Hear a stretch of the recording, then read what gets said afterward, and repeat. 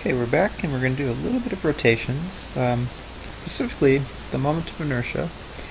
And this is the one case for sticks or rods where we'll have to be able to do the integral. So basically what we're looking at is the rotational analog of mass.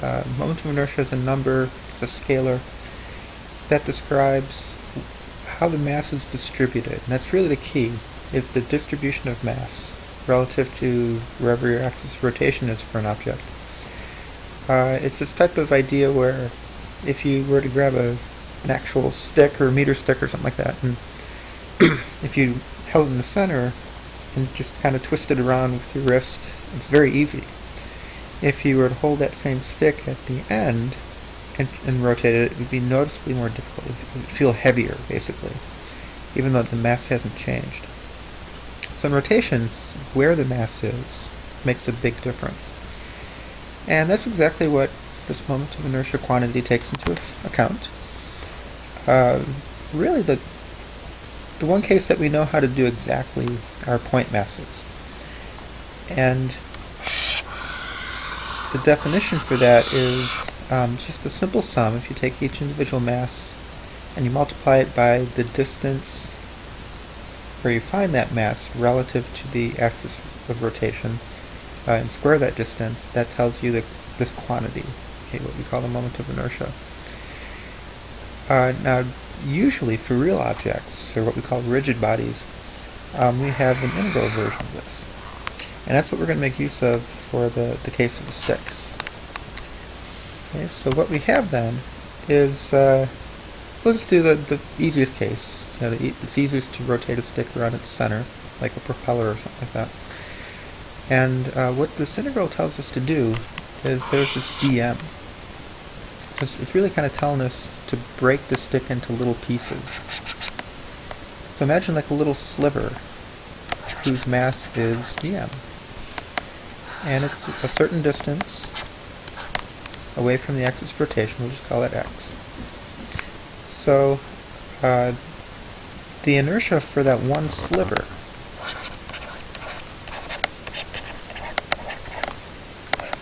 would simply be the mass of the sliver, dm, multiplied by the distance from the axis squared, which would be the quantity x squared. Okay, so that's a little, maybe we'll call it di, good calculus name. That's just a little bit of inertia. If you want the total inertia,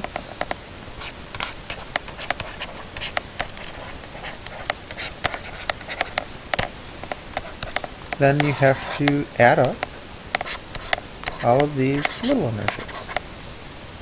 Okay, so that's where this integral, that's what this integral means, that's what integrals do. They're adding up a bunch of little pieces to get some total. Okay, that's all fine and good. The trouble is, x is the variable. That's the quantity that differs going from dm to dm to dm, from sliver to sliver to sliver. They're all at different x values. So the only way we can evaluate this integral is if we had a dx in there. Well, this is where we use the idea of density. Not in the sense of mass per unit volume like you'd do in chemistry or something, but a similar idea. We want a ratio. So as long as you have a uniform distribution of mass, you can look at the ratio of the total mass of the stick over the total length of the stick. Now, that ratio should be the same if we just took a little piece of the stick. And that's where we get the dx in here. Dx would be equivalent to like the little bit of width of that little sliver. So this is a way where we can relate then, if we solve for dm. We have total mass over total length. That's going to be a constant. Those are just numbers. Times dx. So that's how we can relate mass in terms of distances, which seems kind of like a weird idea. So now we have something we can work with. We have our x squared still, and now we substitute this quantity in for dm, and this is something that we can evaluate.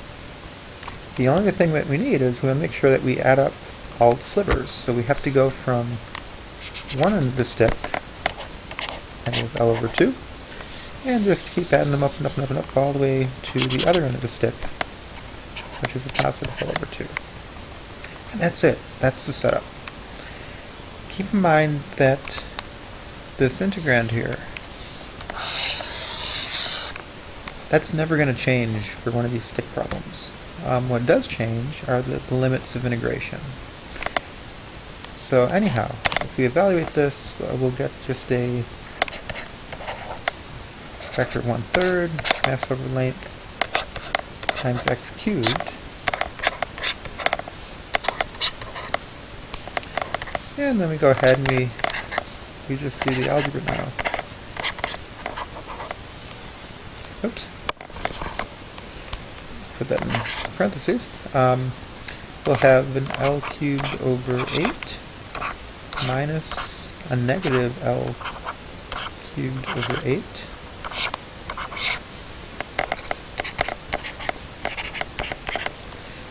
So that inside is going to give us, minus signs take care of each other, and so we have an L cubed over 4.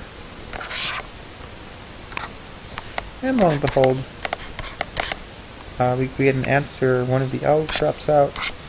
We have 1/12 total mass times total length squared. Okay. Keep in mind that is just for the center of the stick. That's where you have the axis rotation. If we were to say, if we wanted to do it at one of the ends, the integral would be exactly the same thing.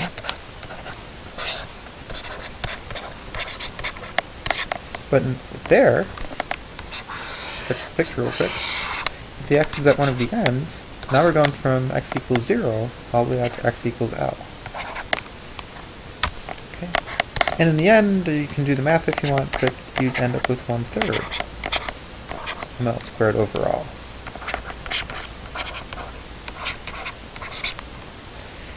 Okay, so the 1/12 ml squared is the easiest. It's the lowest value of inertia. That's the easiest to spin. 1/3 ml squared is the highest amount of inertia you can have for a stick, and that's when it's at one of the ends, and that will be the most difficult to spin. That's how we interpret these answers. So I hope this makes a little bit of sense. It's a neat way of setting up these integrals. Keeping in mind what integrals really are, you're just adding up little pieces. And in this case, we're just thinking we're breaking the stick into little point masses and adding up all those individual inertials. So I hope this helps, and until next time, we'll see you later.